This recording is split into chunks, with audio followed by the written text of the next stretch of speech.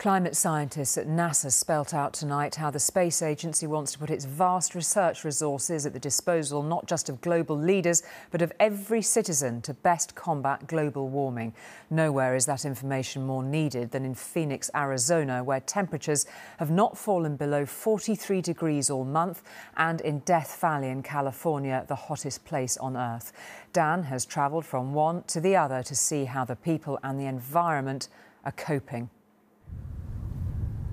Driving across the southwestern United States this week has felt like enduring a highway to hell,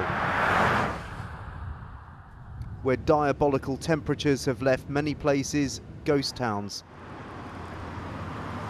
where only the toughest brave streets hot enough to cook on, and you only get out of your car when there's no choice. We find a place called Nothing, Arizona, where the only people are truckers who are doing anything they can to stay cool. But for Amardeep Singh, the scalding road has taken its toll. So your tyres have got too hot? 189 degrees. Oh my God. He checks each tyre, one is punctured and the others are dangerously hot. He's going to be here for a while. I'm from India. Is it as hot as India here? Maybe, yeah, it's hotter, especially in Arizona. It was 130 degrees Fahrenheit, which is approximately 55 degrees Celsius. And that is potentially dangerous. A sustained heat dome has settled over this desert. There's only the faintest breeze and little hope of the seasonal rains, which just about sustain life here. At Lake Mead, the bath ring of previous high water levels looks impossible to ever regain. This is a critical supply for 40 million people. It also powers the Hoover Dam. It's monitored closely by scientists who are worried by what it's telling them. America's largest reservoir has become a barometer of extreme weather. Last year, water levels were at historic lows. Now they're being replenished after astonishing amounts of snow and rain over the winter. Experts say these wild gyrations are a warning from nature that the climate is in profound crisis.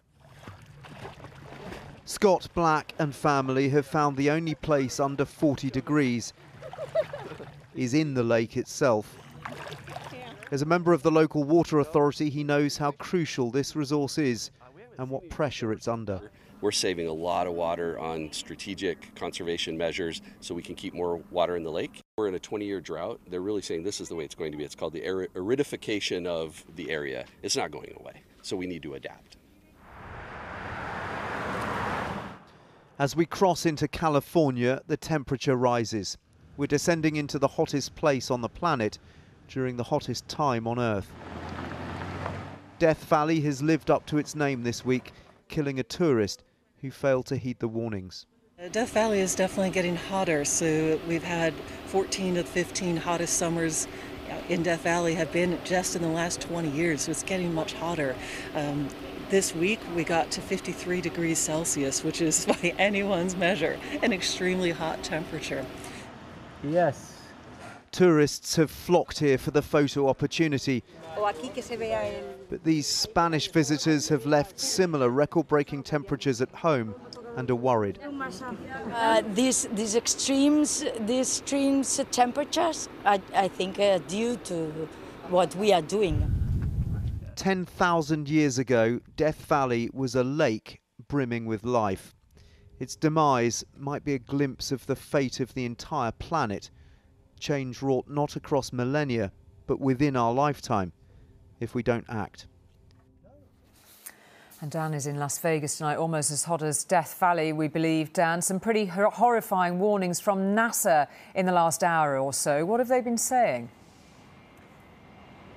Yeah, I mean, it's really worrying. I mean, here in Las Vegas, Julie, it's currently 43 degrees, not far off the temperatures in Death Valley, as you were saying.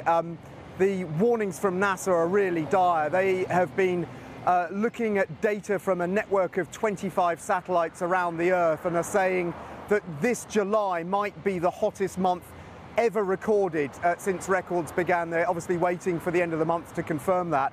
but they're also predicting that 2023 may end up being the hottest year on record if we carry on as we are at the moment. And more worrying still is that 2024 they think will surpass that, because the El Nino weather effect is only just beginning to kick in. They're particularly concerned about the temperature of the oceans, the North Atlantic and particularly around the Gulf of Mexico. The Gulf of Mexico, for example, the temperature the other day was 33 degrees. I'm not talking about the air, I'm talking about the water. It's actually warmer in the water than out of the water, and clearly these are extremely worrying numbers which will fuel more unpredictable and extreme weather across the US and elsewhere in the world.